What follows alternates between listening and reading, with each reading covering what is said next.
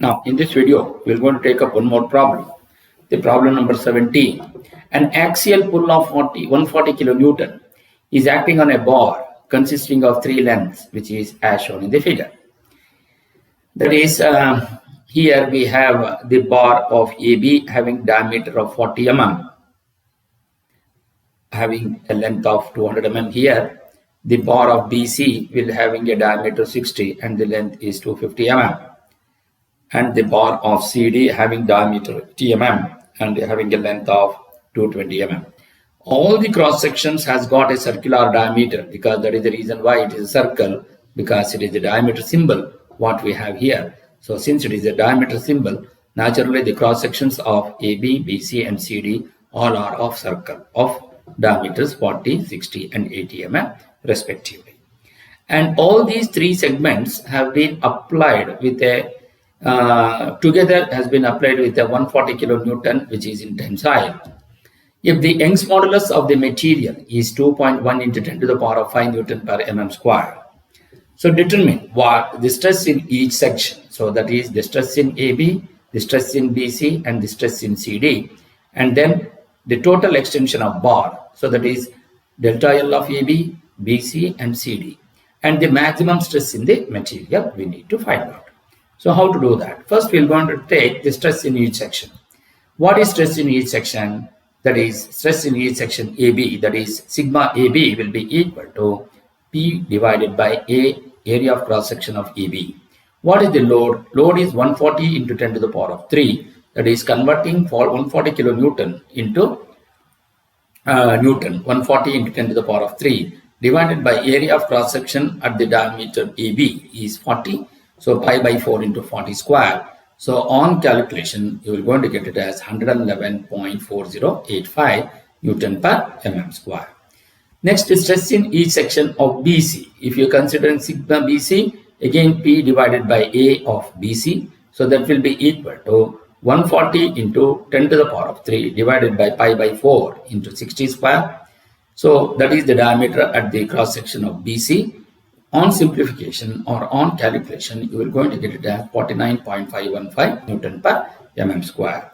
Similarly, stress in each section CD, if you are considering sigma CD will be equal to P by A of CD. So again 140 into 10 to the power of 3 divided by pi by 4 into 80 square, 100 square. So the diameter is 100. So you will going to get it as 17.825 Newton per mm square. Once you get this value, now we will go for the total extension of the bar. So what will be the total extension of the bar?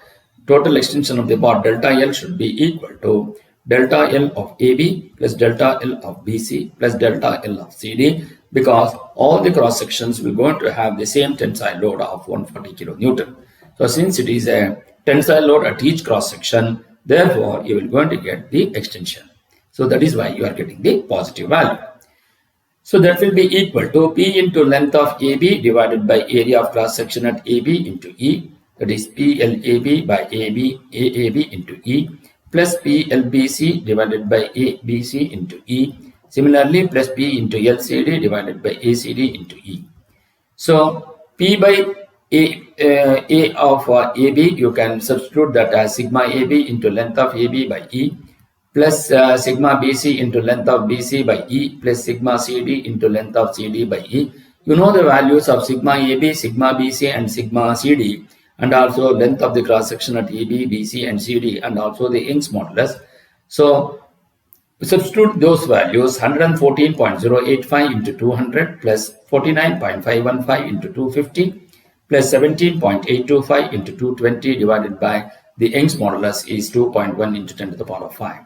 On simplification, you will going to get the delta L will be equal to 0.1837 mm. So what will go into the maximum stress, which will be in this, the maximum stress will be in the section AB, where that is the one which you have the least cross-sectional area. So what is stress? Stress is load by the area of cross-section. As the area of cross-section reduces, the stress will going to increase. So the least cross-sectional area what you have, it is at the length section AB. Say therefore, maximum stress sigma max will be equal to 140 into 10 to the power of 3 divided by pi by 4 into 40 square, it will be 111.4085 Newton per mm square. So this is the cross section where you are going to get the maximum stress. Now we will go for the next problem. A horizontal rigid bar beam of ABC of 3 meter long hinged at A and is supported at B at 2 meters from A. It is supported at A from A by 2.5 meters long. The vertical straight off of BDE, whose upper end E is hinged to a ceiling. So this is the ceiling which is hinged at ceiling. The part BD is point B. D is 0.5 meters long. So that is from here to here, the 0.5 meters long, and 2000 mm square is the area, while the part DE, so that is DE, will be 2 meters long, which is 1250 mm square in area. If the beam carries a vertical load of 40 kilonewton at the end C, so at the end C you have 40 kilonewton, find the maximum stress in the rod, and the total elongation of the rod E will be equal to 2 into 10 to the power of 5 Newton per mm square. So now, to proceed with this, what is the maximum stress in the rod? Let the tension in the vertical load will be P. So for the equilibrium of the rigid beam, taking the moments about the hinged A. So what is the taking the moments about the hinge A? So this is at the point. So we are taking the moment.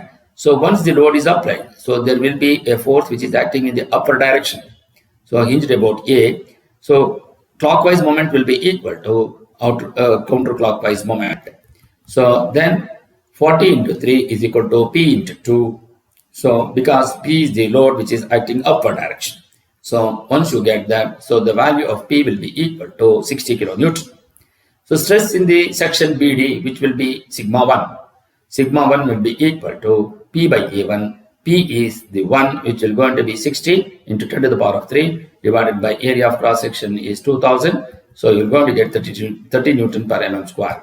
Similarly, stress in the DE again P by A2, which will be 60 into 10 to the power of 3 divided by 1250, which will going to be 48 Newton per mm square. Maximum stress in the bar section where you have the least cross section. Therefore, sigma max will be equal to 48 Newton mm square, where when you're comparing between the stresses of BD and DE, you have the maximum stress at DE. So therefore, the maximum stress in the bar will be at sigma max will be equal to, comparing between these two values, you're going to get it at 48 Newton per mm square. Now, what is the total elongation of the rod? The total elongation of the rod will be delta L, which will be delta L1 plus delta L2. So P into L1 by A1 into E plus P into L2 by A2 into E. So sigma 1 into L1 by E plus sigma 2 into L2 by E. So 1 by E into sigma 1 into L1 plus sigma 2 into L2. So 30 into 500 plus 48 into 2000 divided by 2.1 into 10 to the power of 5. So on simplification, you will going to get it as 0.555 mm. So now you go for the next problem, wherein a steel tie rod of 50 mm in diameter and 5 meter long is subjected to a pull of 100 kilonewton. To what length of the bar should be bored centrally so that the total extension will increase by 20% under the same pull? The bore being 25 mm of the diameter and E equals 2 into 10 to the power of 5 Newton per mm square. So there is a steel tie rod of 50 mm diameter and 5 meters long. So this will going to be the length of the bar. Is subjected to an axial pull, which is 100 kilonewton, which is acting in opposite direction to each other. To what length of the bar should be bored? So this is the bore. So to what length? So let L be that length, so that the total extension will increase by 20% under the same pull. That means whatever the pull you are going to get, that is the one which will going to be taken care of. The bore being 25 mm. So this is the diameter of the bore. What we need to find out is we need to find out the length of the bore. So this can be divided into two cross sections. One, it is at this cross section wherein you have the diameter of 50 having an axial pull of 100 kilonewton. The length of that bar section will be 5000 minus L. And then we have the hollow cross section of diameter 50 to 25, where the length which we need to find out having an axial pull of 20% more than the length, the delta L will be 20% more under the same pull, whatever you get. So now we have to split this into two sections. So to do that, rod without bore, we need to find out what is the extension of the rod. Delta L will be equal to P into L by A into E. So P into L by A into E. What is the load? 100 into 10 to the power of 3 into length of the rod is 5000. That is the total length without bore we are considering, divided by pi by 4 into the entire cross section is of diameter 50 square into 2 into 10 to the power of 5. So that is the total extension of the rod without bore, 1.27324 mm. So the rod with bore we want to find out now. The rod with bore, let L be the length of the bore and delta is the total extension of the rod. So what will going to be the total extension of the rod? The total extension of the rod delta L will be equal to 20% more than what the got the extension. So that means 1.27324 into 120 by 100. So which will be equal to 1.528. So once you get that, now what is delta LP? Extension of the unbored section plus extension of the bored section. Extension of the unbored section, that is delta L, which will be equal to 1.528 divided by P into L by A into E, that is 100 into 10 to the power of 3 into 5000 minus L divided by pi by 4 into 50 square into 2 into 10 to the power of 5 divide plus extension of the unbored section, again 100 into 10 to the power of 3 into L divided by, it is a hollow section, which will be pi by 4 into 50 square minus 25 square into 2 into 10 to the power of 5. So simplification, you are going to get here 2.5465 into 10 to the power of minus 4 into 5000 minus L plus, you simplify this again, which will be 3.3953 into 10 to the power of minus 4 into L. So that will be equal to 1.528. Therefore, on calculation, you will going to get length of bore L will be equal to 3000 mm, which will be 3 meters. So this is how you will be able to find out the length of the cross section, the length of the cross section of the unbored section of 50 diameter to 25 mm. Thank you.